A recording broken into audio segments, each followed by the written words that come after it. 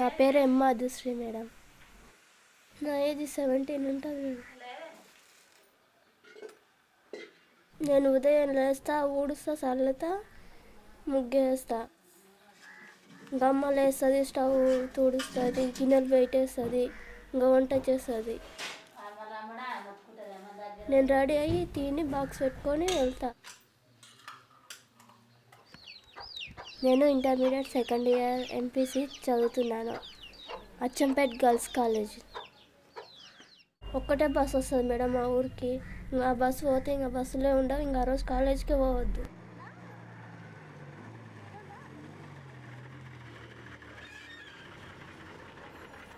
ఆ బస్సులో కూడా మస్తు రష్ ఉంటుంది మేడం. అంతా బాయ్స్, ఈ ఊళ్ళో వాళ్ళు, కాలేజ్కి వెళ్ళేవారు, స్కూల్కి వెళ్ళే వాళ్ళు అందరూ ఆ బస్సులోనే.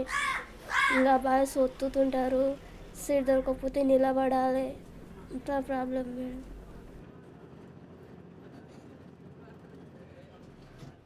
స్టార్టింగ్లో నాకు చాలా భయం అయింది మేడం. ఆ బస్సు ఎక్కాలంటేనే మస్తు భయం అయింది మేడం. ఇప్పటికైనా ఎవరైనా ఊరోళ్ళు ఎవరు రాకుండా నేను ఒక్కదాన్ని పోతే మస్తు భయపడతా మేడం.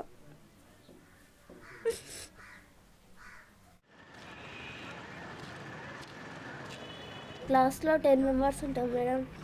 అందులో 4-5 మెంబర్స్ క్లోజ్గా ఉంటాం మేడం. ఇంకా వెళ్ళంగానే మాట్లాడుకోవడం, ఏదైనా ఇట్లా బాధలు ఉంటే చెప్పుకోవడం. మా కాలేజ్లో అయితే టీచింగ్ చాలా బాగుంటుంది మేడం. ఎందుకంటే మేడం వాళ్ళు, మేము పల్లెటూరులో నుంచి వస్తాం కదా మేడం. సండే అయితే వాళ్ళు చిలకలకి వెళ్తారు, చదువుకోరని హోంవర్క్ కూడా ఎక్కువ ఇయ్యారు మేడం. కాలేజీని చదువుకోవడానికి టైం ఇస్తారు కొంచెం. ఇప్పుడు మాకు ఇంటర్లో అయితే స్కాలర్షిప్ ఫస్ట్ ఇయర్ది 900 వచ్చినాయి మేడం. ఇంకా అంతే, ఇంకేం రాలేదు.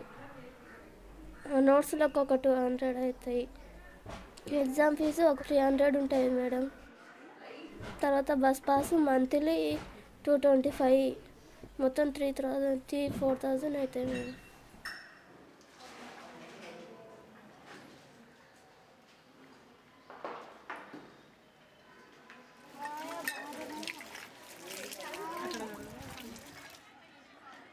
కాలేజ్ 4:30కి వదులుతారు, అది బస్సు 5కి స్టార్ట్ అవుతుంది. బస్సు మిస్ అయితే అక్కడ నుంచి డిండికి వెళ్ళాలి మేడం. డిండికి వెళ్ళాలంటే ఆ బస్సు కూడా 7కో 6కో ఉంటుంది అక్కడ అచ్చంపేటలో. అటు నుంచి వచ్చే వరకు లేట్ అవుతుంది. ఆటో కూడా 6 వరకే వచ్చేస్తాయి. డిండిలో ఆటోలు కూడా ఉండవు. ఇంకా చాలా ప్రాబ్లం అవుతుంది మేడం. ఒకవేళ ఎక్స్ట్రా క్లాసులు తీసుకున్నా అడిగి వచ్చేయాలి. అక్కడ నుంచి కాలేజ్కి ఇంటికి వస్తాం. వచ్చిన తర్వాత గిన్నెలు అవి తోముతాం.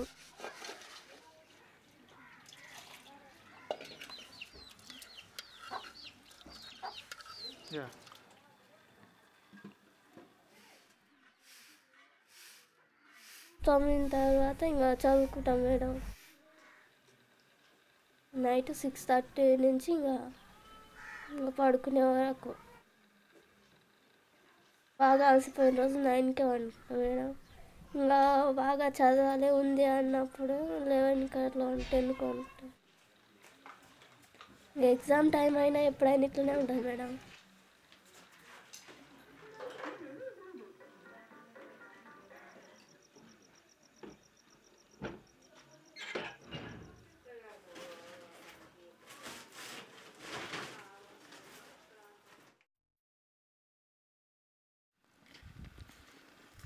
మా అమ్మ వెళ్ళలేదు, మా నాన్న కూడా వెళ్ళలేదు, ఎప్పుడు ఇద్దరు చదువుకోలేదు.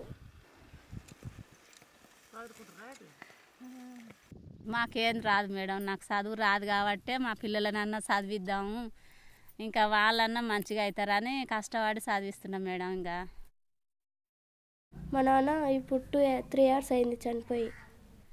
రైలు యాక్సిడెంట్ అయింది హైదరాబాద్. వాళ్ళ చెల్లెలు ఉండే, చెల్లెలు కాడ కనిపోతే రైలు యాక్సిడెంట్ అయ్యి చనిపోయిండు. ఒక అమ్మ చేస్తే మేము ముగ్గురం బతుకుతాం. అందులోనే అక్క ఫీజు కడుతుంది, నాకు bus pass, exam fees, books, notes, bag, బట్టలు అన్నీ ఇస్తాం. 150 రూపాయల కూలి చేస్తే వీళ్ళకి ఏం గడుస్తుంది మేడం? చెప్పులు అంటే, బట్టలు అంటే, ఒక్కొక్క డ్రెస్ కుడితే 200 రూపాయలు అవుతుంది కూలే కనీసం. ఇంకా బట్టలు కొనాలంటే అవన్నీ ఇంకా మస్తు ఖర్చులు అవుతున్నాయి. ఇంకా మాకున్నది ఇదే రేఖల కష్టం చేసుకోవాలి. ఇంకా నేను నా పిల్లలు బతకాలి. ఇంకా అంతేగాని ఎవరి వలన మాకు ఎట్లాంటి లాభం లేదు. డబ్బులు ఉంటే నాకు ఇంజనీరింగ్ చేయాలని ఉంది. మా నాన్నకు అనుమానం మేడం మా అమ్మ పైన, అందుకే బాగా చూసుకోకపోయేది మమ్మల్ని.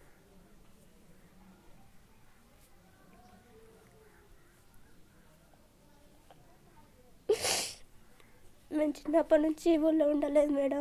అక్కడ మా అమ్మమ్మ ఊళ్ళో దగ్గర ఉన్నాం. అక్కడనే ఇంకా కూలి చేసుకొని బతికేది మా అమ్మని మేము. ఇంకా మా అమ్మకు ఒక చేసి ఇంతమంది ఎట్లా తింటారని అక్క వాళ్ళని 2 రాష్ట్రాల్లో వేసింది. నేను అమ్మ దగ్గర ఉన్నా. ఇంక ఇట్లా కోర్టు కేసులు అవన్నీ అయినాయి. అమ్మ దగ్గరికి నాన్న ఎప్పుడో ఒకసారి వచ్చేవాడు. కేసు వచ్చినప్పుడు వచ్చేవాడు వెళ్ళేవాడు. కానీ ఇంకా అంత వచ్చినప్పుడల్లా గొడవలు, కొట్టడం అంతా అయిపోయింది మేడం. అలా అలా అయిపోయింది మేడం. ఇంకా పనికి తీసుకెళ్తా అది దాన్ని అక్కడ మిర్యాలగూడకి తీసుకెళ్ళలేదు మేడం. అక్కడ మిర్యాలగూడకి తీసుకెళ్ళి అక్కడ ఒకసారి కొట్టిండు మేడం. కొడితే నెత్తి మొత్తం పగిలిపోయింది, కుట్లు పడ్డాయి, అదంతా అయిపోయింది.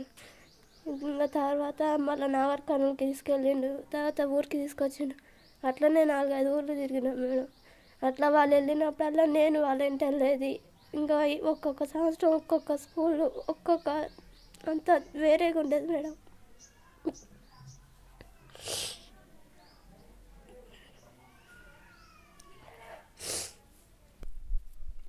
చాలా బాధలు పెట్టిండు మేడం నన్ను. మా అత్త మా అమ్మగాడు కలిసి చాలా దెబ్బలు కొట్టేది. ఎప్పుడు ఇంటి తానుండని పోయేది. అట్లా అయినా పిల్లలను వేసుకొని ఊరాబూరు తిరిగి కూడా వాళ్ళని కష్టపడి సాదుకున్నా. చిన్నప్పుడు కూడా తండ్రి అని బాధ్యత మీద ఒక డ్రెస్ తెచ్చినోడు కాడు, ఒకనాడు ఇట్లా బుక్ తెచ్చినోడు కాడు. హాస్టల్లో వేసి ఆడేసి ఈడేసి నా పిల్లల మస్తు కష్టపడి చదివించుకున్నా. ఇంకా ఆయన ఇంకా మంచిగా ఉంచుకోకపోయేది. మస్తుగా జరిగినాయి గొడవలు, కేసులు, అన్నీ బాధలు అనుభవించిన నేను. నా బాధలు నా పిల్లలకు రాకూడదనే ఇంకా ఏదో కష్టపడి చదివిస్తున్నా.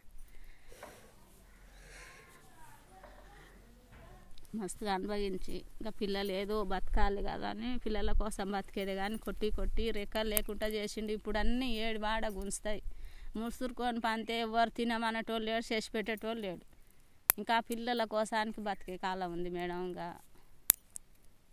చాలా కష్టాలు పడ్డా నేను. చాలా బాధ అనుభవించిన. అన్నీ ఆడపిల్లలని అలసు చూపి అట్లా చేసిండు.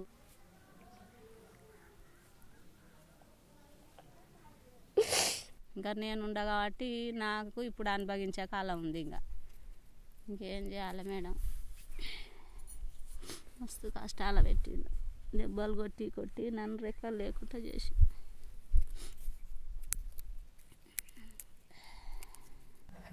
మేము కూలి చేసుకొని బతకాలి, లేకుంటే లేదు మేడం. అయినా మేము చిన్నప్పటి నుంచి చదివిన చదువు ఇప్పుడు ఎవరో పెళ్ళి చేసుకుంటామంటే ఆ చదువు ఆపేస్తే ఇంకా ఆపేయాలా మేడం. అందుకే వాళ్ళని వాదియలేక మన చదువు మీద ఇష్టాన్ని చంపుకోలేక మధ్యలో నరకం అనుభవించాలి మేడం.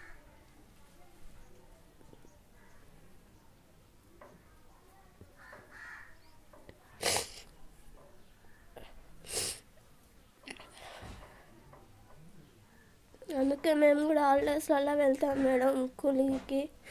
ఒకవేళ అమ్మ రమ్మంటే మేము రమ్మన్నా మా అమ్మ ఏమన్నది మేడం. కానీ వెళ్ళకపోతే రేపు ఫాస్ కట్టుకోవడానికి డబ్బులు ఉండవు, ఇస్తుంది మేడం అమ్మ. డబ్బులు అడిగినా ఇస్తుంది, ఏమన్నదు, తిట్టదు, ఏమన్నది. కానీ మనకి ఎట్లుంటుంది మేడం, మనం అందరం కూర్చొని తింటుంటే అమ్మ ఒకటి కష్టపడితే. అందుకే వెళ్తాం మేడం. మన అమ్మకు సాయం చేయకపోయినా పర్లేదు, మన చదువుకు మనం సంపాదించుకొని మనం చదవగలిగితే చాలా అనుకుంటాం మేడం. అందుకే వెళ్తా, స్కూల్కి వెళ్తా, పాస్ కట్టుకుంటాం మేడం. అంతే. నేను సంపాదించుకొని నా అంతటా నేను చదువుకుంటే చాలు. నాకు చదువుకోవడానికి ఒక దారి చూపించాలి అంతే.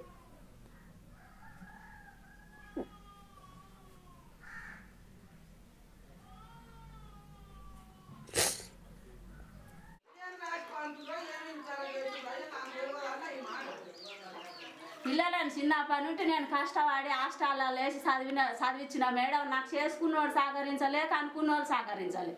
కన్నా బాధలు పడి నేను చేసిన ఎవరు ఒకనాడు ఒక పలక బల్పం పట్టించి ఒక జత బట్టలు కొని నాయనమ్మ కానీ అమ్మమ్మ కానీ తండ్రి కానీ చేసిన వాళ్ళు గారు. కానీ నా బాధలు పడి నా పిల్లలు నేను హాస్టల్ వేసి అనాథల్లాక సాధిన, నాకు పెట్టే శక్తి లేనప్పుడు హాస్టల్ వేసి సాధిన.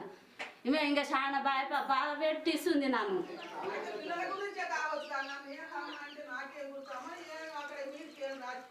ఇంకా ఈడికి వచ్చినాక చిన్నపిల్ల మా అచ్చంపేటకు తోలిస్తున్నాయి. ఈమెనేమో నర్సింగ్ చేస్తుంది, పైసలు గట్ట శాత కాల బాగా కడుతున్నాడు. నా బాధ నేను పెడుతున్నా, ముసలిది ఏమన్నా పెడుతుందా చేస్తుందా ఎందుకు నన్ను అనేది. జీవితంలో ఎన్ని కష్టాలు పడాలో అన్ని కష్టాలు పడ్డా ఆ కష్టాలు నా పిల్లలకు రాకూడదని నేను బతుకుతున్నా. గాడికి ఏడుకైనా పోతే బస్సు ఏడుకోతుందయ్యా అని అడగాలి జనాలను, ఎవరు చెప్పారు. ఫోన్ చేయాలంటే నెంబర్ తెలియదు. నాలాగా నా పిల్లలు కాకూడదు, చదువుకోవాలని చదివిస్తున్నా నేను కష్టపడి. మేడం ఇప్పుడు మేము పల్లెటూరులో ఉంటున్నాం కదా మేడం, మా అమ్మ వాళ్ళకు చదువు రాదు, మేము ఇప్పుడే చదువుకుంటున్నాం. ఇంకా అప్పుడు మాకు హైయర్ ఎడ్యుకేషన్ చదువు గురించి ఎట్లా తెలుస్తుంది మేడం? నెక్స్ట్ ఏ గ్రూప్ తీసుకుంటే మంచి ఉంటుంది, ఏం చదవాలి, దాని గురించి ఏం తెలియదు మేడం మాకు. అందుకే మేము ఎంపీస్ అంటే భయపడి అమ్మ అందులో లెక్కలు ఉంటాయి, అది చేస్తే ఇంజనీరింగే చేయాలి ఇంకేముండదు, బైపీస్ అంటే డాక్టరే కావాలని ఏమి ఉండదు. కాబట్టి ఏదన్నా అందరూ ప్రతి గ్రూప్ గురించి దీనివల్ల ఏమేమి ఉపయోగాలు ఉన్నాయని ఒక చదువు గురించి తెలిపే వాళ్ళు ఎవరైనా ఉంటే బాగుంటుంది మేడం. లేకపోతే ఒక బుక్లా తయారు చేసి అందరికి ఇచ్చినా బాగుంటుంది మేడం. మా కాలేజ్లో అయితే మేడం వాళ్ళు చెప్తారు, మేడం ఏమన్నా స్కాలర్షిప్ పడ్డా ఇట్లా నెక్స్ట్ ఏం చేయాలని ప్లానింగ్ చెప్తారు. కానీ అందరికీ చెప్పలేరు కదా మేడం. క్లాస్లో ఒక 60 మంది ఉంటే 60 మంది క్లోజ్గా మాట్లాడలేరు కదా మేడం. మేడంతో ఎవరో ఒకరిద్దరు క్లోజ్గా ఉన్న వాళ్ళే అడుగుతారు, వాళ్ళ డౌట్ని క్లియర్ చేసుకుంటారు. లాస్ట్ ఉన్న వాళ్ళు క్లోజ్గా ఉండలేరు, అడగలేరు. వాళ్ళ డౌట్గానే ఉంటుంది, ఇంకా వాళ్ళు చదవలేరు, ఎందుకనే పడిపోతారు మేడం. అందుకే హయ్యర్ ఎడ్యుకేషన్ గురించి తెలిసేటట్టు ఒక బుక్ తయారు చేసి అందరికీ ఇవ్వాలని నేను అనుకుంటాను మేడం.